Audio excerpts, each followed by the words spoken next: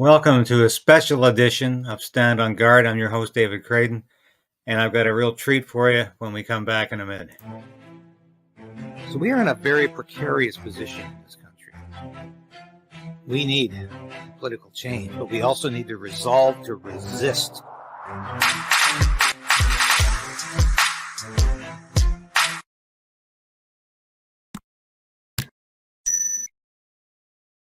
Yes, you see that? That's my cat, Sasha, ringing that bell. Please do likewise and subscribe. And right now, like this broadcast to help us beat Trudeau's censorship. And you know, I talk about that every episode to some degree. We're beating Trudeau's censorship when we ring that bell, when you like this broadcast, when you subscribe. Thank you so much. And share it with your friends. And please let people know we're on. Now, I met a lot of you last night at an event. It was a really, really special event. And it was Christine Anderson and Eva Vlaardingerbroek. Yes, I said her name right. She even says people get her name wrong. But we had a great event at the Preston Center, Preston Event Center, not far from the downtown core, after another venue out in 200 Coventry Road, ironically, where the Freedom Convoy had their compound, where people used to go to get fed and get warm. That place canceled them because somebody complained. And as Christine said, some dude, self-righteous dude, called up and had them canceled. But they found another venue. But I want you to go to my Substack. It's www.substack.davidcrayden. And we have got pictures of the event. And I'm having an article published in the Post-Millennial. Could be up tonight. Should be up by the latest tomorrow. And go to the video description where we'll add the link to my Substack article in the video description. And we will let you know when that Post-Millennial article is published. If you want to watch the full live stream, we will put that in the video description too, from the Freedom Fighter Dacey Media. He provided the video. Thank you, Dacey Media. Chris Dacey, thank you for your help and your support, your assistance. You were there last night with a lot of other folks. Now, I got through my script here. If I look like I was reading, I was, because I wanted to make sure I got everything in.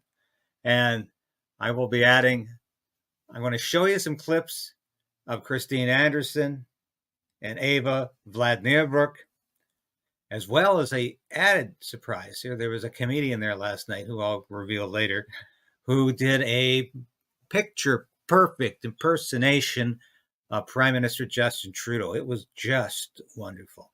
And then I'm going to share my speech with you, which I thought was like 5 minutes long, but turned out to be almost 15. And it was a long night. But thank you for those of you who were there and came up and told me how much you enjoy this broadcast. It really warmed my heart. November has been a horrible month for me. I've had personal tragedy. I won't go into it, but it's been a sad month. It's been a difficult month. But I'm glad we're ending it on an upbeat note. And with an event like this, which was so positive, there's a lot of people who say horrible things about Christine Anderson, including the leader of the Conservative Party and his flack, who had the temerity and the audacity and the nerve to say that she says vile things and that she's hateful. Totally erroneous nonsense. But let's get right into this. I wanted to show you, this is the event here.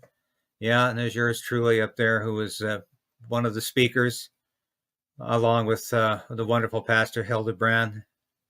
And I got to meet a counselor from Pickering, Lisa Robinson, and I sat next to Natasha Graham from Montreal, who was just marvelous. And she revealed who Justin Trudeau is and who Pierre Trudeau was.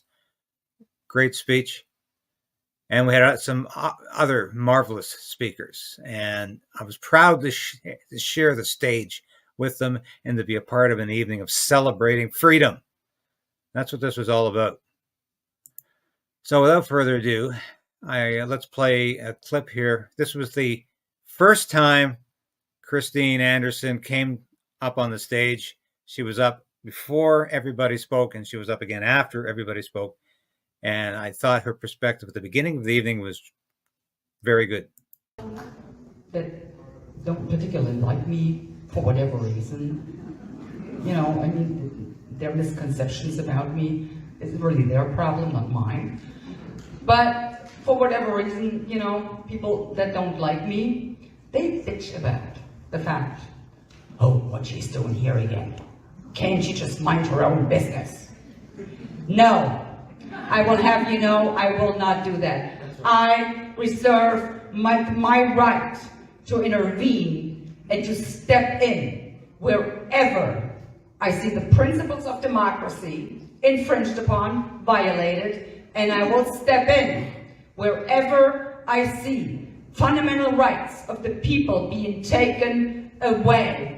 I will step in and I will make it my business. So deal with that.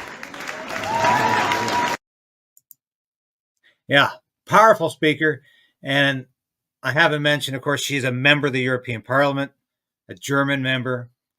She is extremely eloquent, and she really gained international attention and notoriety from the woke left when she went after Justin Trudeau after he invoked the Emergencies Act to snuff out the Freedom Convoy protests. You know, those truckers that he called marginalized and racist and misogynistic Nazis. She called Trudeau a disgrace to democracy because he had the nerve to go over to Europe and start lecturing them about how democracy should work and what democratic values were. And she said, you don't lecture us. You're a disgrace and you're a dictator, and you treated truckers and you treat working class people like terrorists because they disagree with you. So her speech, both of them were fantastic. I was really anxious to meet Eva Vlaardingerbroek, who is from the Netherlands, and she has been so important in the war against farmers. She's defending agriculture in Holland because the farmers are being told to downsize, to drastically reduce the amount of land they have, the size of their farms, the crops they plant, the livestock they have. And Holland is the second largest exporting country, agriculture exporting country in the world. Small country. As Eva pointed out last night, Canada's 25 times the size of the Netherlands. But Netherlands manages to be number 2 in agriculture exports. And she has been fighting for farmers because they had a Eurocentric government that was following the dictates of the European Union, the World Economic Forum, the United Nations, and trying to stop farmers from producing food because their livestock and their fertilizer produces nitrogen, which allegedly causes greenhouse gases, and it's all about reducing the carbon footprint, whether or not people starve or not, or whether you produce famine, or whether you create hardship and starvation. They don't care. It's all about climate change ideology. So Eva's been fighting this, and yes, she is as stunningly beautiful in person as you've seen her in videos, and she is so incredibly articulate. It was a real joy to meet her. And here she is last night talking about the issues that mattered to her. That's why we find ourselves in a spiritual war right now. And I want to emphasize that. This is not a political battle. This is a fight between good and evil.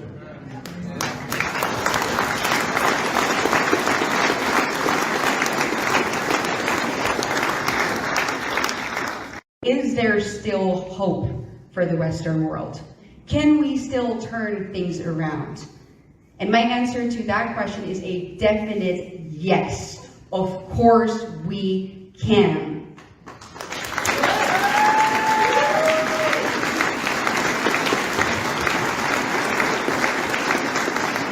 So what we need to do is resist much and obey little.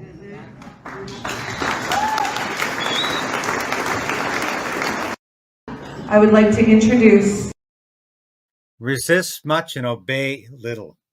Fantastic motto to live by.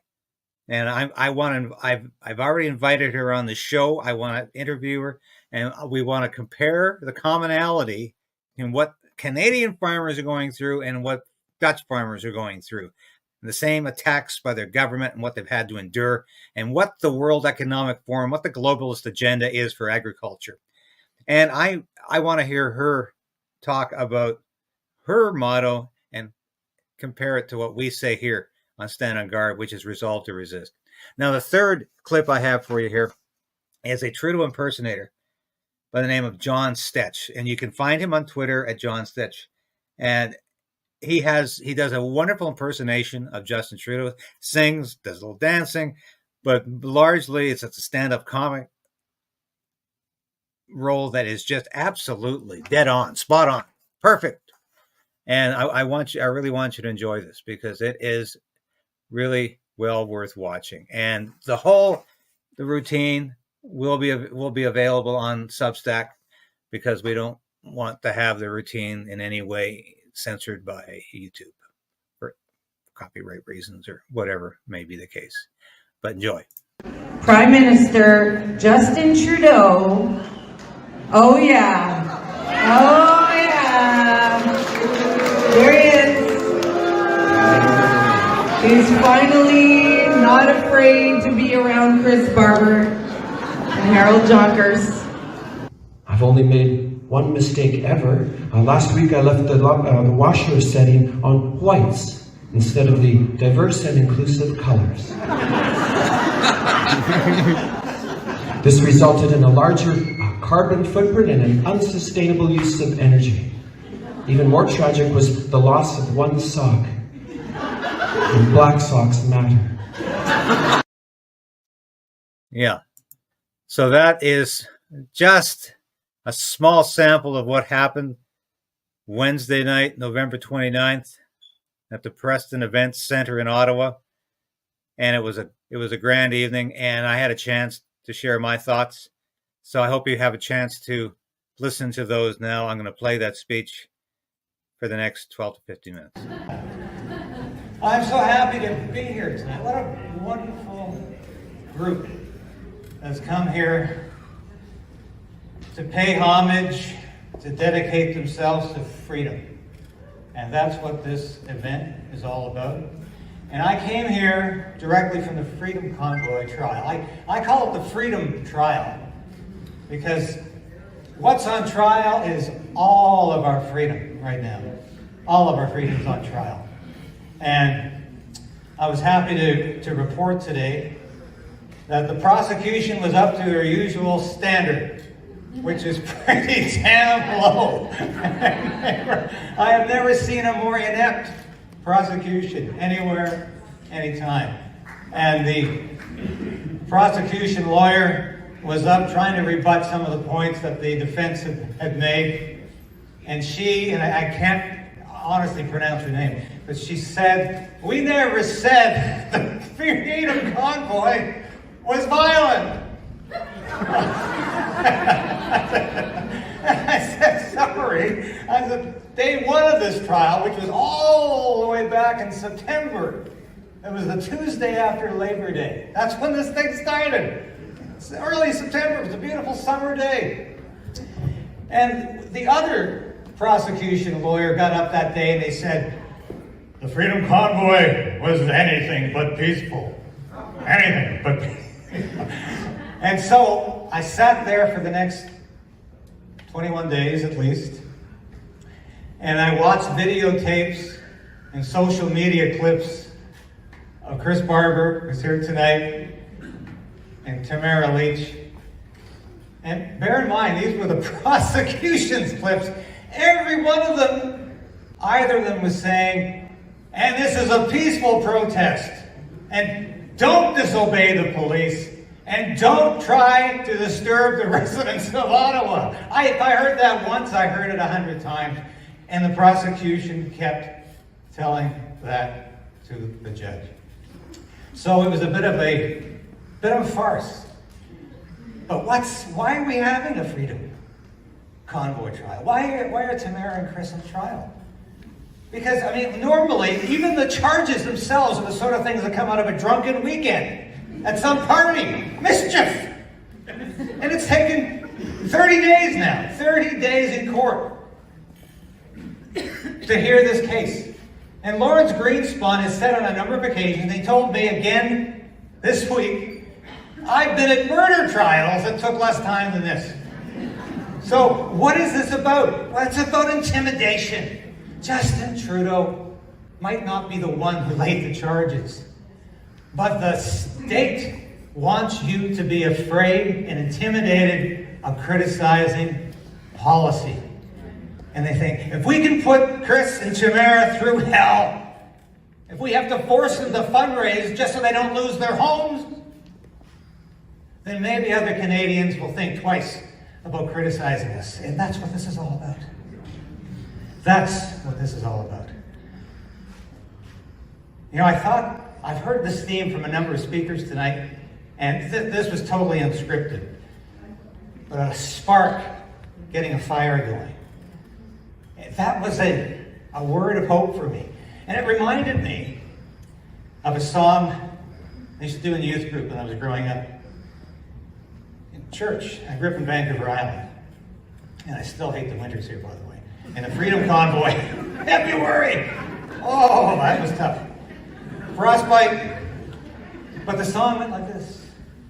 It only takes a spark to get a fire going, and soon all those around are warmed up by its glowing. Now, Pastor Hildebrand might remember that one, but I thought about that tonight. That song came back to me like a verse, like a song from the past, and that's all it does take. But we need to get that fire going right now, and I want to touch on what my main theme is here. Is censorship, what this Trudeau government is doing to this country. And I keep hearing the Conservatives in question period say, he's just not worth the cost. And I say, oh, no. That's as bad as he's just not ready in 2015. What a stupid campaign slogan. Trudeau's not just worth the cost, he's destroying the country. He's catastrophic. It's not just worth the cost. What does he have in mind? He's passed two bills now, C11 and C18. You know, this is the Online Streaming Act and the Online News Act. And of course, the latter one is affecting new media the most because it's basically shutting them out of Meta, Facebook, essentially. I worked for the Daily Caller for 5 years as the parliamentary bureau chief. And if I wanted to get my stories noticed, I would be emailing our editor and saying, our social media editor, and saying, is my story on Facebook yet? Because if it wasn't on Facebook, I wasn't getting paid. And the Liberals are so stupid, they don't understand how media works today. And they really think we should be extorting money for media that Trudeau's already bought off. It's bad enough we have a state media in CBC that is raking in over $1 billion a year. But now Trudeau is subsidizing every legacy media that is ready to take government money. And this fall economic update had more for them. You didn't see that in the papers, did you? I talked about it. Because yes, they're subsidizing more state media. And Trudeau has a very deadly agenda. And I wanted to read something to you. This is a tweet that I think encapsulates much of what Canada has become under Justin Trudeau.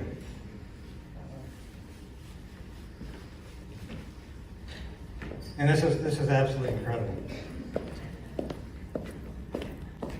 Woman in BC gets scanned and told she has inoperable cancer. and has 2 months to live. Woman goes to the USA, gets operation, has cancer removed, and is told she has many more years to live. Canadian oncologists contact her 2 months later to discuss MAID arrangements. And if you don't know what that is, that's euthanasia. Medical assistance in dying. 3 cheers for socialized medicine. that was exactly. You know, more people are coming to Canada to die than any other country in the world. This is over 30,000 people in the last year that records were taken.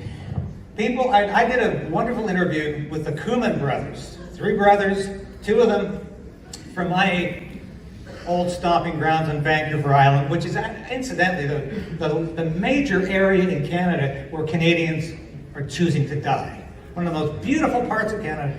Canadians there are dying in greater numbers by their own hand with medical assistance in dying. And they produced a wonderful documentary called Made in Canada. And it's all about the effects of the euthanasia program. And of course, we recently learned it's not just about euthanasia. It's eugenics. Because they keep expanding what they call the opportunities. The opportunities to die. Those who are eligible to take the program. And as of April, it's going to include the mentally ill. And they've increased the category of mentally ill to include drug addicts and alcoholics. And that's eugenics. And that's what Justin Trudeau is all about. The Liberal Party and the Trudeau government has become a cult of death. A cult of death.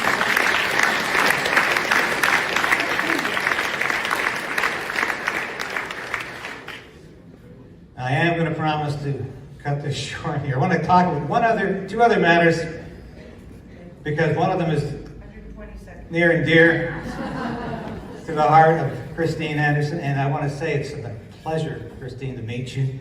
I've admired your work. When I heard you rail against Justin Trudeau, I just about wept.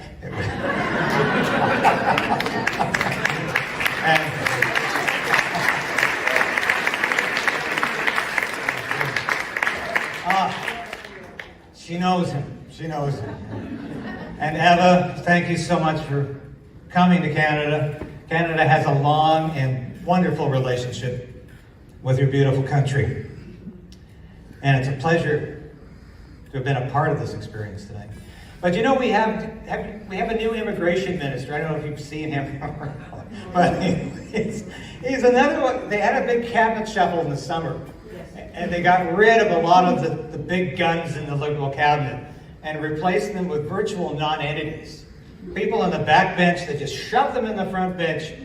And the reason? Well, they were in seats the Liberals thought they might lose. And Justin Trudeau is so anxious to shore up whatever support he can get that he put a lot of these people in cabinet. Our new immigration minister is something else. But he had a news conference to talk about an immigration cap. He says, I've instituted an immigration cap. It's going to be 500,000 new immigrants a year. But it's not going to start for 2-3 years later. So re-elect us in 2 years' time, then you'll get your immigration cap. In the meantime, it's 500,000. Now, I was watching an interview last night with an Irish professor who was talking about the same things going on in Ireland. 125,000 immigrants a year into a country of 5 million. Now you think about that. Canada is approaching 40 million, or has achieved 40 million. And we're bringing in 500,000 a year. And we could be bringing in all kinds of new refugees as a result of the Mideast war. And they won't confirm or deny that.